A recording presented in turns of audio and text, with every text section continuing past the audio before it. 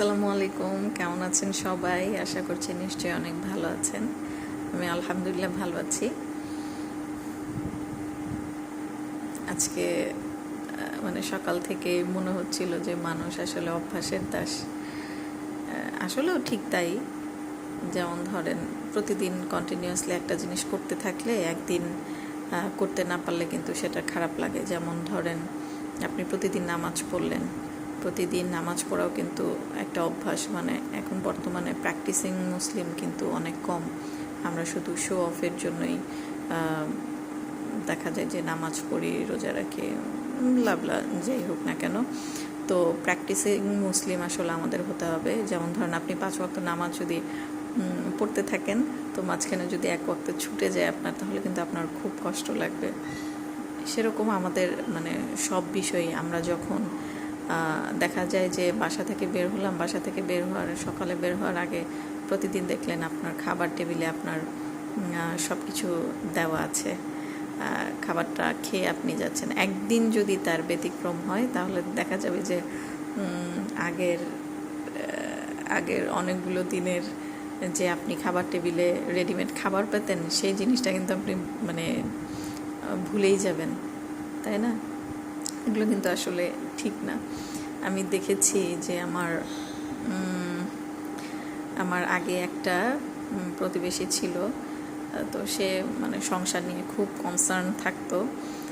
মানে স্বামী, সন্তান, আত্মীয় স্বজন সব কিছুতে খুব মানে সবার খুব খেয়াল রাখার ট্রাই করতো আর কি। একদিন দেখা গেল যে সে মানে আনফর্চুনেটলি যে কোনো কারণেই হোক, সে একটু লেট করে ফেলেছে সকালবেলা খাবার দিতে। তো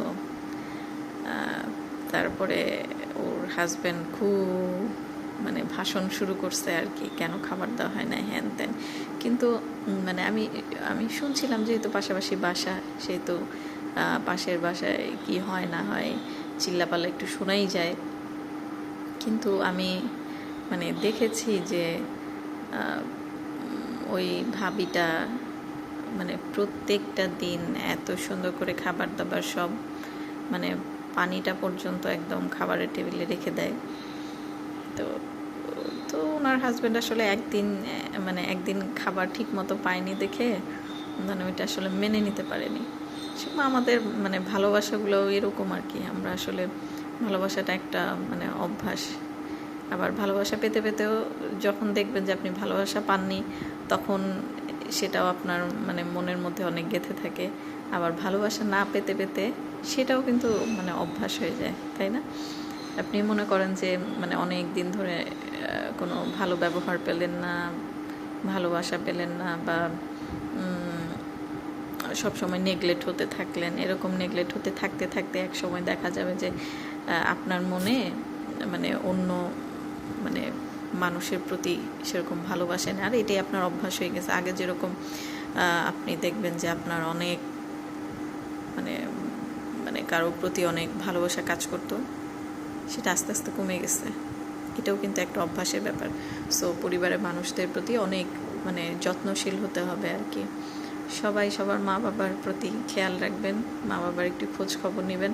আমরা দেখা যায় যে সবার খবর নেই, কিন্তু মা বাবা তো মানে আমরা ভাবি যে মা বাবা তো আমাদের ছেড়ে চলে কখনোই যাবে না, সেজন্য দেখা যায় যে মা বাবার খোঁজ খবরই নেওয়া হয় না। সো এই কাজটা আপনারা করবেন, ঠিক আছে? ওকে, সবাই ভালো থাকবেন।